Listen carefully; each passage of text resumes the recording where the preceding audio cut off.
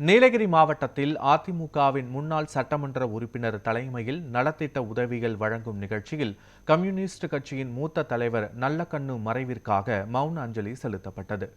நீலகிரி மாவட்டம் கோத்தகிரியில் முன்னாள் சட்டமன்ற உறுப்பினர் சாந்தி ராமு தலைமையில் அதிமுகவின் மறைந்த முன்னாள் முதலமைச்சர் எம்ஜிஆர், ஜெயலலிதா மற்றும் சட்டமன்றத்தின் எதிர்க்கட்சி தலைவர் எடப்பாடி பழனிசாமி ஆகியோரின் பிறந்த நாளை ஒட்டி நலத்திட்ட உதவிகள் வழங்கும் நிகழ்ச்சி நடைபெற்றது.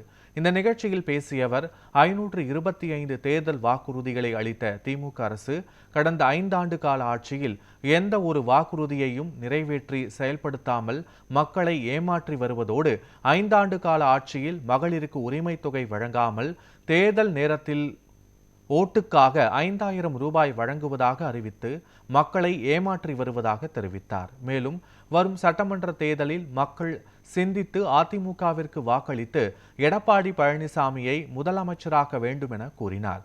பின்னர் கூட்டத்தில் மறைந்த கம்யூனிஸ்ட் கட்சியின் மூத்த தலைவர் நல்லக்கண்ணுவிற்கு 1 நிமிடம் மௌன அஞ்சலி செலுத்தப்பட்டது. இதனைத் தொடர்ந்து கூட்டத்தில் கலந்து கொண்ட 500க்கும் மேற்பட்ட ஏழை எளிய பொதுமக்களுக்கு நலத்திட்ட உதவிகள் மற்றும் அன்னதானம் வழங்கும் நிகழ்ச்சி நடைபெற்றது.